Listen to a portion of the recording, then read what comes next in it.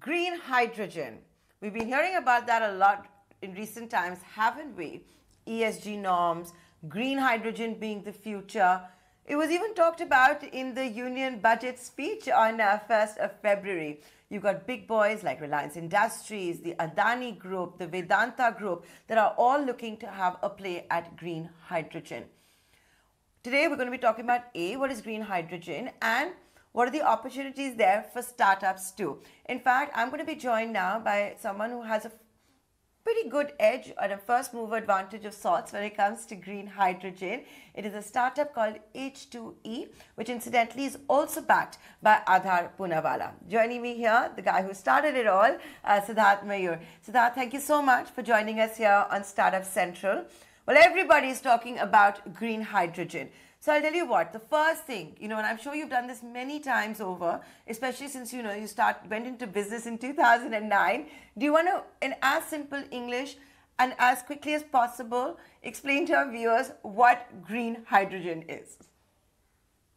Hey, thank you, Nayantara. And, today the day seems very green. So, with the green hydrogen policy also coming out, to answer your question, green hydrogen is basically hydrogen that is made from water electrolysis or from the bio waste, where the input source is renewable. So if the electricity is coming out of solar, wind, hydro, or biogas plant or any renewable source, and we split the water using electrolyzers, then that is green hydrogen, or whatever you produce from the bio waste. So these are two basic sources from which we can get green hydrogen. So that's, a simple explanation that you can get for green hydrogen.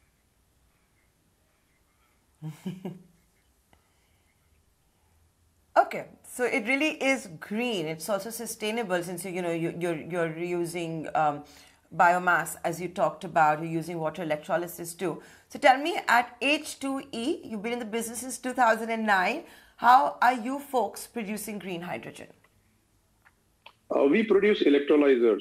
So electrolyzers are the converters which split the water atom and produce green hydrogen and oxygen.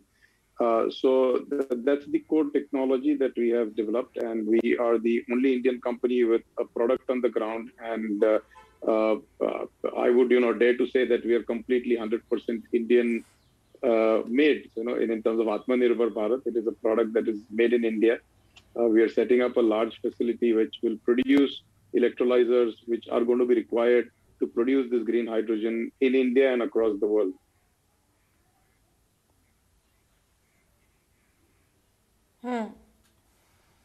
I believe you are also going to be looking at a three-wheeler of sorts. Yes, definitely. See, there are different use cases for green hydrogen. We always speak about green hydrogen production, but somebody has to use them.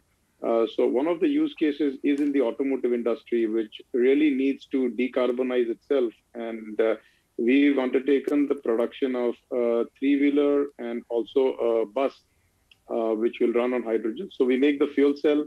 We also make the energy storage tanks, the hydrogen tanks, which are a new technology which uses metal hydride sponge based techniques. That I'm getting a little into technical things, but these are a lot of technological innovations that are coming along to make sure that the per kilometer cost or the per kg cost of hydrogen becomes affordable to the common man, and so that they can easily replace gasoline or diesel and get into the cleaner fuels.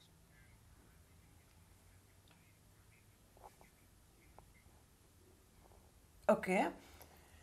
So, do you already have a lot of these products? Are they still in beta phase, stealth phase?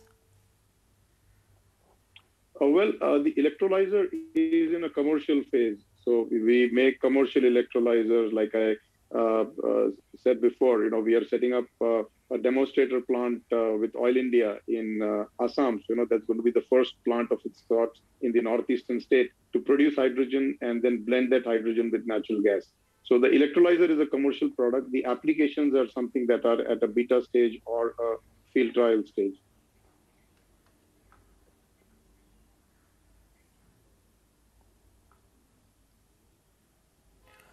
Okay, and I want to now talk to you a little bit about with the kind of companies that are entering green hydrogen, right? Like whether it is a Reliance Industries or Adani back home, or the likes of Toyota is talking globally about having a green hydrogen car. For all of those that are watching today and are looking at startups which are into sustainability, into the green and all of that, how big an opportunity is it? Because usually when the big guys come in, you see what happens. I think it's the biggest opportunity of the lifetime because we are changing the energy matrix.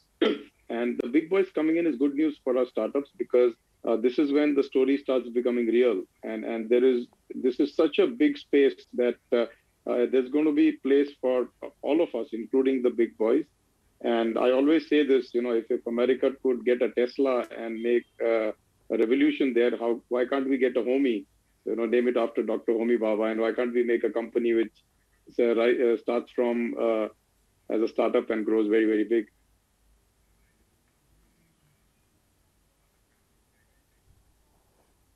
Okay, I like the way you're thinking. So when you started out back in 2009, when many of us had never even heard of green hydrogen, how did you go about doing it? I don't know if capital was an issue. Now we're also talking at a time when, things like there are green bonds, there are, institutions like BlackRock, which are saying they would rather have more green companies in their portfolio.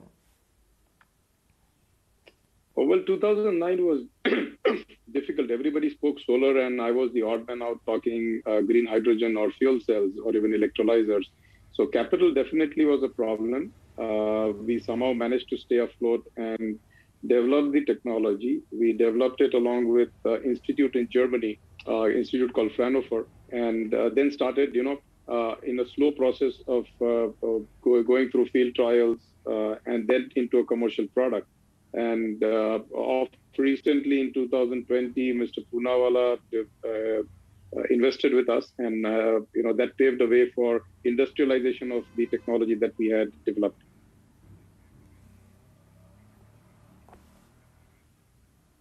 What is, whether it's H2E, other startups, other founders, what is needed from the government's perspective? Or is this where, it's going to be completely about invention and no government support as such is needed? No, I think the government support is very important because, the policy, because unless there is a proper policy for promoting Indian startups or for promoting Indianized products, we will not be able to sell in the country. I mean, we are not only competing with the big boys in India, which I think the Adanis and Reliances of the world are supporting startups, but there are companies in the West, European companies, which are fairly large, who have a good 20, 30-year experience or a lead start. So when we are competing with them, if there is a level playing field made by the government in India to promote the startups, I think that will create the entire domestic ecosystem, the domestic industry, and probably this will be the Google moment for India. We'll be able to do what Google did in the US with hydrogen in India.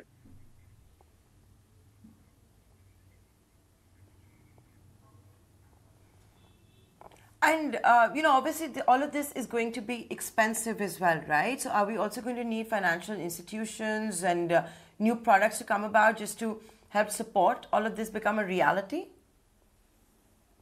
Most certainly, Nayantara. It is the same story that happened with solar. So, solar, I remember, was almost 100 rupees a watt, and now it is, 20 rupees or even going down. So there is going to be a viability gap funding that will be required. And fortunately, there's a lot of money available even from the West, where they are trying to invest to make sure that the carbon footprint goes down. So the net zero story is really going to fund the entire viability gap on either hydrogen production or the end users that we're talking about.